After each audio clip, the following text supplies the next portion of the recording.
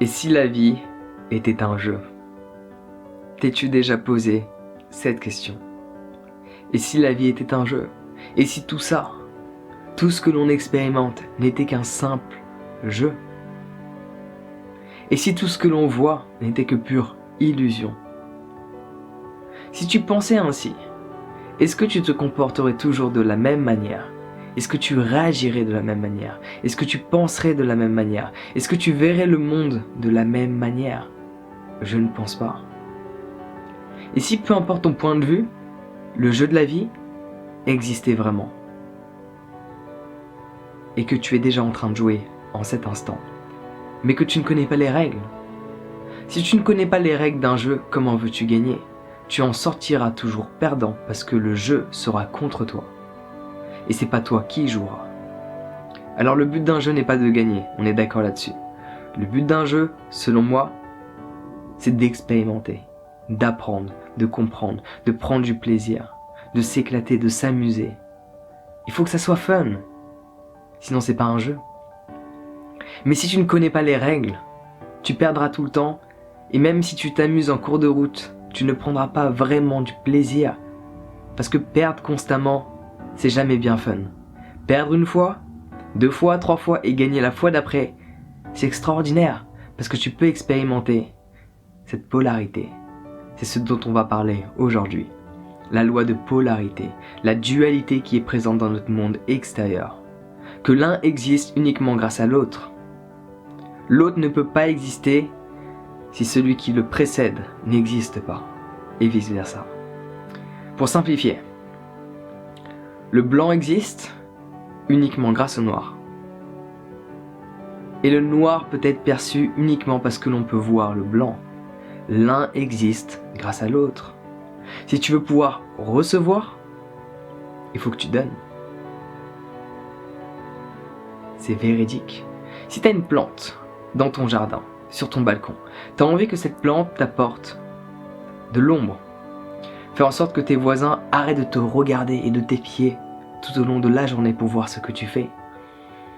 Donc tu veux recevoir de cette plante, tu veux qu'elle grandisse pour t'apporter quelque chose, tu veux recevoir d'elle.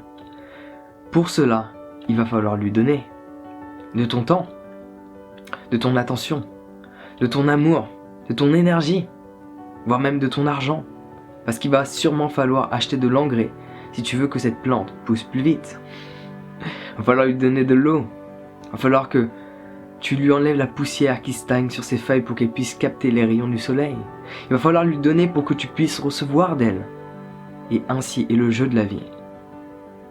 Donc juste prends conscience de cela, que le jeu de la vie est fait de polarité. Que quand tu joues, tu vas expérimenter l'un pour connaître l'autre. Si tu n'as jamais été triste, comment veux-tu expérimenter le bonheur? Si tu n'as jamais été déçu par quelqu'un, comment veux-tu reconnaître une relation où il y a une forte connexion, où il y a ce sentiment de confiance envers l'autre? Si tu n'as jamais été déçu, tu ne sauras jamais ce que c'est que de faire confiance à quelqu'un. Tu as besoin de l'un pour connaître l'autre. Tu as besoin d'expérimenter l'un pour ressentir l'autre. Et cette loi, je la trouve extraordinaire, parce que dès lors que tu y penses dans ton quotidien, dès lors que tu vas être confronté à quelque chose de difficile, tu sais que tu as besoin de ce moment que tu ne souhaites pas au fond de toi expérimenter pour pouvoir vraiment expérimenter quelque chose d'extraordinaire par la suite. Si tu veux être reconnaissant de tous ces moments géniaux que tu expérimentes, il faut que tu passes par ces moments difficiles. Et même dans l'idéal, c'est que tu sortes de cette dualité, qu'il y a un plus et un moins. Certes, le moins existe uniquement parce qu'il est connecté au plus, et le plus existe uniquement parce qu'il est connecté au moins. Ils ne sont pas séparés, ces deux notions sont assemblées. Il ne peut pas y avoir de polarité si l'un est séparé de l'autre. Ils doivent être connectés. Mais dès lors que tu vois l'ensemble comme faisant partie d'une même pièce, d'une même carte, tu peux voir à travers la neutralité. Et de voir chaque chose comme étant là pour t'apprendre quelque chose. De voir chaque chose comme étant là pour une raison bien spécifique. Ce qui est, parce que cela est. Je sais, ça fait beaucoup de « et », mais je vais te le répéter. Peut-être que l'information va mieux passer. Quand tu arrives à voir ce qui est, juste parce que cela est, tu peux être ici, présent, dans cet instant. Et ne plus te laisser affecter par tous ces événements que tu considères comme étant désagréables ou même agréables. Parce que dès lors que tu vas expérimenter quelque chose de extrêmement agréable, extrêmement joyeux, revient le moment de la descente. Le moment où tu n'es plus au top de la montagne. Tu n'es plus au top de cette énergie, de cette émotion. Et tu reviens dans ta routine journalière. C'est comme d'habitude. Et là, tu te sens moins bien. Parce que tu n'expérimentes plus cette joie. Mais dès lors que tu arrives à taper dans cette neutralité, de voir chaque chose comme étant là pour toi et non pas contre toi, comme étant là pour t'apprendre quelque chose, te permettre d'évoluer, cela fait partie du jeu de la vie. Cela va t'aider. Donc cherche à voir à travers cette dualité de la neutralité, de ne pas catégoriser comme étant agréable ou désagréable.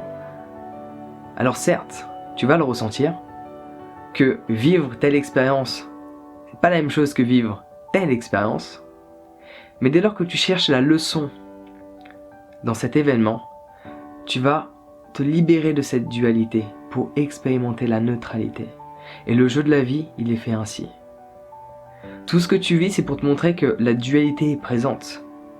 Mais si tu veux ne plus être affecté par les règles du jeu et pleinement prendre du plaisir dans le jeu, il faut que tu touches, attrapes, ressentes, vives cette neutralité. Mais essentiellement au début, pour la comprendre, il faut que tu expérimentes cette dualité. Il faut vraiment que tu comprennes que tu as besoin de l'un pour l'autre. Mais vu que l'un sans l'autre n'existe pas, tu arrives à les accepter dans leur globalité. Une fois que tu as cette acceptation globale, tu peux vivre dans cette neutralité.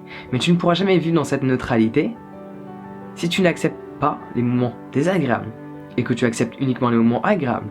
Mais dès lors que tu acceptes les deux, que tu es reconnaissant des deux et que tu réalises que les deux sont là uniquement parce que l'un existe et que l'autre existe et que l'un existe grâce à l'autre et que l'autre existe grâce à l'un, qui ne peuvent pas être séparés, qui ne font qu'un, qui sont là uniquement pour t'apprendre une leçon, qui sont là uniquement pour t'apprendre à vivre les choses intérieurement et non pas extérieurement.